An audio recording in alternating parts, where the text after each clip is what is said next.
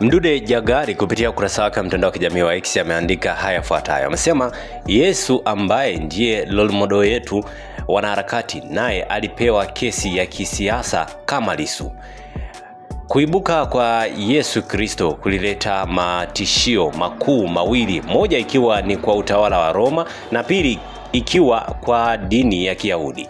Mwamba Yesu wakati anazaliwa alikuta utawala wa Roma ndio ulikuwa unatawala dunia, na hata wafalme na magavana kutoka Israeli waliteuliwa na Kaisari kutoka Roma.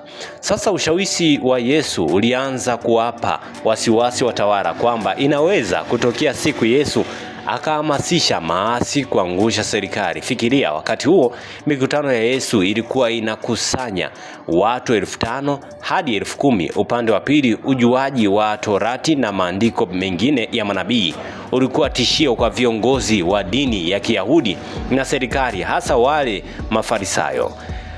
Waandishi na Masadukayo, watu hawa walikuwa wasomi walioenda shule kujifunza vyombo mbalimbali vya Torati na manabii wa kale, lakini Yesu hakwenda shule, ila alikuwa anajua kuliko wao. Wakati mwingine aliwashinda kwa facts za vifungu mbele ya watu na wakapata aibu. Katika mazingira hayo, Wayahudi wakaona Yesu Kristo ndugu yao wamekuwa tishio kwa dini ya Kiyahudi na serikali kwa sababu ushawishi wake mkubwa pale Israeli. Wakaona wapange njama za kumpa kesi itakayopelekea adhabu ya kifo kwa usalama wa dini yao ya Kiyahudi na serikali. Lakini ilikuwa ni kila mtego wanaomtegea kwa kesi unabumbuka. Mfano, lile swali aliloulizwa Yesu kama ni sahihi kulipa kodi kwa serikali ya Kaisari ulikuwa mtego wa kumtafutia kesi ya uasi kama ya Lissu vile.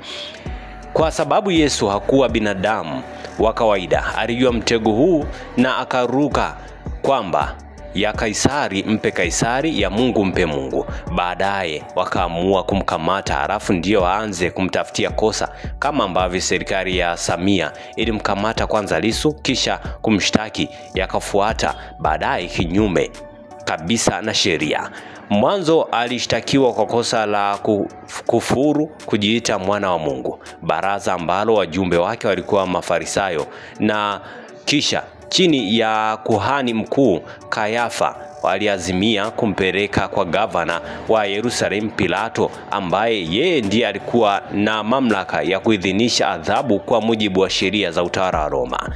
Gavana Pilato aliwakataria kuidhinisha adhabu kwa sababu kufuru inayodaiwa kumfanywa na Yesu haikuvunja sheria za utawala wa Roma. Kibaya zaidi, Pilato hakuwa Myahudi, kwa hiyo mambo ya dini ya Kiyahudi hakuyajua kabisa.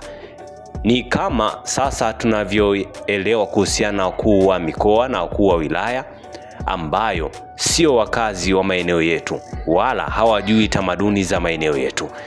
Pilato aliwaambia kama amekufuru kwa sheria zenu za Kiyahudi, kama hukumu kwa sheria zenu. Bahati mbaya hukumu ya kifo ilikuwa lazima idhinishwe na gavana ambaye ni Pilato. Kwa hiyo Kayafa na wajumbe wengine wakarudi kutengeneza kesi nyingine.